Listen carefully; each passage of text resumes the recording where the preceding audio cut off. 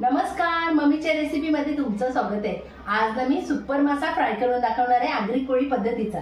चला मग रेसिपी दाखवते। मच्छी फ्राय करण्यासाठी लागणारा साहित्य, हा सुपर मासा आहे। स्वच्छ मी धुवून घेतलाय आणि कापून घेतलाय। हळद, तेल, मीठ, मसाला, आगरी कोळी, रवा, तांदळाचं पीठ, आगरी कोळी मसाला आणि हळद, निंबू घेतलाय, लसूण, अद्रक आणि कोथिंबीरची पेस्ट घेतली आहे। आपण मच्छीला मीठ मसाला लावून घेऊ। हळद,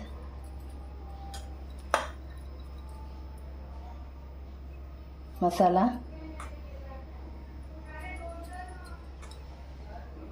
तुम्हाला कमी तिखट लागत असेल तर कमी मसाला टाकू शकताय, जास्ती लागत असेल तर जास्ती टाकू शकताय।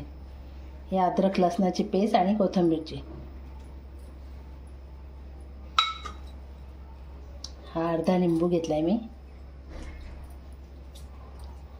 निंबू टाकल्याने काय मच्छीला आपल्या असं वास मारत नाही, म्हणून कुठल्याही मच्छीला निंबू नाही तर चिंच नाही तर कोकमचं पाणी तुम्ही टाकू शकता।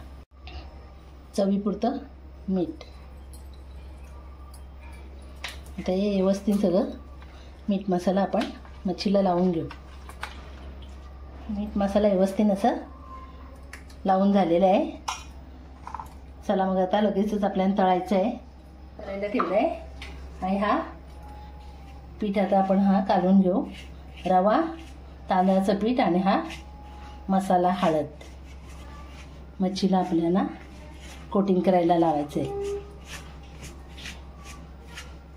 हे असं मिक्स करून घ्यायचं।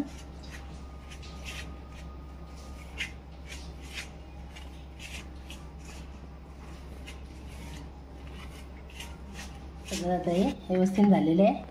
आता अशी एक तुकडी घ्यायची आणि रवा आणि तांदळाचं पीठ लावून घ्यायचं आणि इकडे तेल गरम झालं आहे। असतीच आपल्याला ह्या तेलात तुकडी तळायला टाकून द्यायची।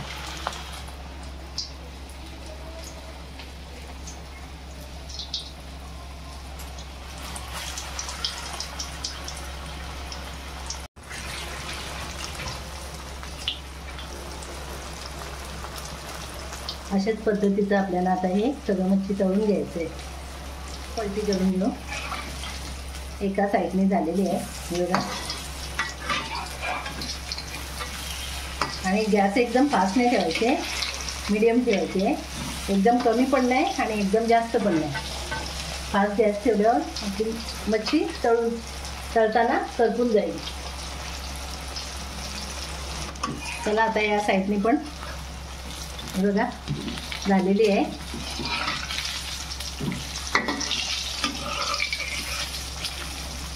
मच्छी दोन्ही साईडने व्यवस्थित शिजलेलं आहे। आता याला आपण काढून घेऊ।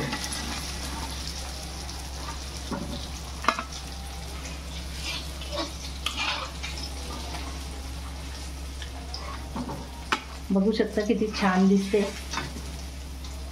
आणि खायला पण खूप चवदार असते हा मासा, सुपर मासा। अशाच प्रकारचे मी सगळ्या मच्छी तळून घेते। सगळं मच्छी आपलं फ्राय झालेलं आहे।